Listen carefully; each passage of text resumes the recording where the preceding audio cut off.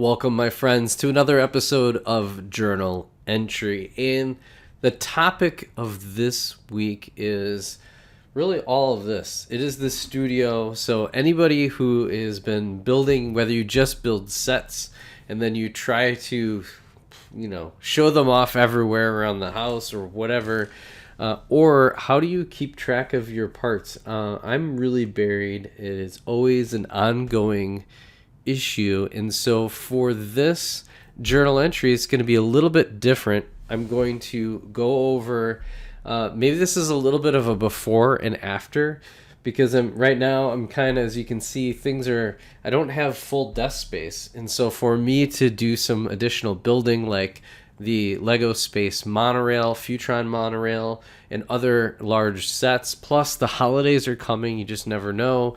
I do have quite a bit of castle sets and other Star Wars, and to bring over my mock and work on them, it gets a little problematic if I have all of this stuff out here. I'm starting to kind of really jam through a ton of my acro mills. So these cases right here, these are acro mills. You can get them, usually now is a good time to get them if there are Black Friday or holiday specials. The biggest issue normally is shipping, I imagine, because that's probably why you don't see too many deals. Right, post-pandemic, these kind of went through the roof in terms of cost. It's just simple plastic, so you'd think, I don't know, probably cost them like $2 to make it if they're mass producing them. The hard part is the packaging, and in the shipping piece is kind of getting harder and harder, I imagine, for them. That's probably why it costs more and more as they go. Then I store things in the Lego pab wall or pick-a-brick wall cups. That's another thing. And then I try to find any unique solution I can to try to store things. I use a lot of Sterilite and other things, which keeps me pretty organized. And I like to organize things by the part type first, then you start paring it down by color. Some of the things it's, to kind of get enough bulk, like if I'm starting to fill up, that becomes problematic to find things. So I start to kind of siphon off, if you will, certain colors. So in this case, I was working on Tatooine, so I kind of kept my tan separate, so I had easy access to tan, so I didn't have to root through here. Some tan seems to still kind of make its way in there. It doesn't have to be perfect. At the end of the day, it's about organizing and quick access to parts. Some of the things that I've kind of learned over the years is that at the end of the day, as long as you can find it really fast, that's what matters. And so separating by part, having, for example, if you have a circular 1x tile that's red, and then you have one of the plate, if you mix like a ton of those together, it can be hard to separate. So that's why I like to separate by part type first, then by color. Some of the other problems that you run into when you do this, well, as we get a jumping jelly bean here, is, for example, if you need light olive green or something along those lines, now you kind of have to root around. If you only have, let's say, 5 or 6 of those in this big bin, now you have to like really look hard. Luckily in that case I've got this one, I can find it. But if you're looking for silver, what if this piece right here gets buried and there's only like 3 of them in there? Now you're kind of, it's the hunting and pecking for parts that can take up a ton of time. It can also lead to frustration, just being like, I'm not going to search for this. The other thing that happens is as you're putting things away, it's hard to, get it exactly. There's so many new parts that Lego is putting out that it's getting more and more difficult, frankly. That's where these acro mills really come in, because as you get smaller, like new smaller parts, these come with dividers, and you can kind of, if there's only a couple of them, you can divide it so you're not taking up all your space just from 1 or 2 parts. You can divide it, but there's only so much you can do. If there's new parts, it takes up quite a bit. So then the other challenge is what to do with your boxes. I recycle all of my boxes. I still have a couple of them that I need to kind of go through and recycle. Usually on the channel, I'll do a build, I'll do a review, then I recycle the box kind of thing. So I want to keep keep it so that way you can see the full experience when I'm building. You can see the full experience when I'm reviewing. Sometimes I find interesting things, and that's why I like to do the build and then the review, is because I'm learning while I'm building. You building the techniques, you're getting the full experience. Then when I'm reviewing it, sometimes you also kind of reinforce those techniques that you learned when you're building. Then the other thing that is really nice is that I do some basic research on the sets as I'm kind of talking through the review, and I can't tell you how many times, I would say probably 1 out of 2, maybe even like 2 out of 3 or higher, that I learned something that I really had no idea. Like for example, when I was building I just didn't really think anything of it, but the 332nd Ahsoka Clone Trooper pack, when I saw it, I didn't really even read that there was Captain Vaughn, who's in the movie. He's in the show, but he's not there in the show for very long. But yet he's in the show, so he's a named clone, right? So he's not just random clone trooper. Is in the pack. I had no idea until I started going through the build experience and review experience. A lot of the microfighters have a lot of interesting backstories because Lego did a lot of side characters for many of the microfighters, and so I had no idea some of the awesome Rebel pilots that I had in my collection. So going through those reviews kind of did that. So enough with that. A few other things is that sometimes it's a work in progress.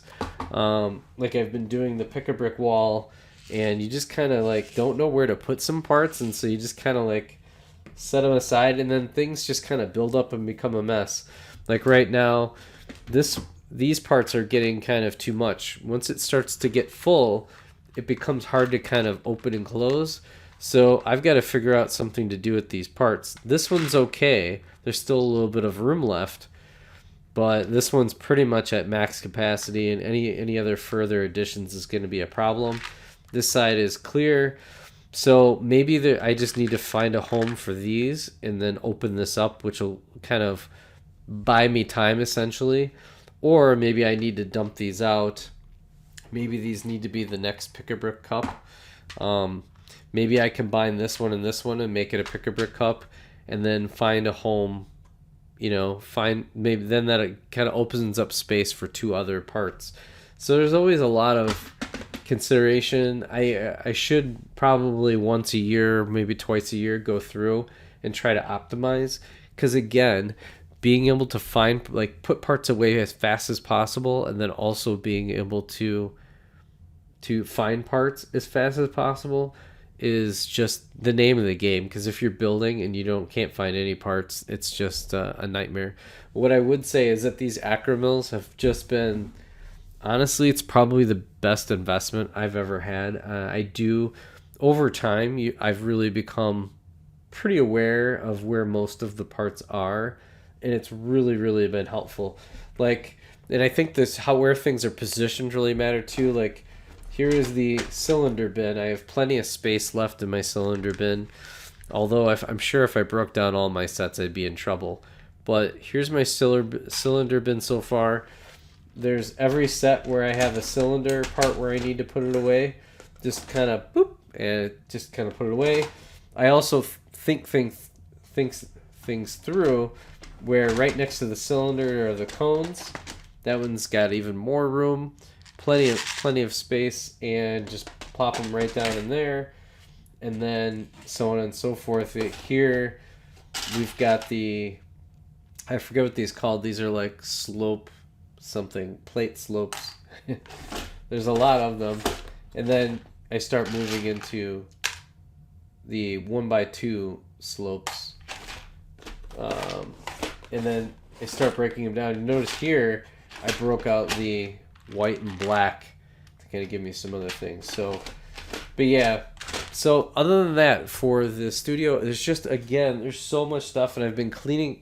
We just cleaned out our closet. Here, I'll actually.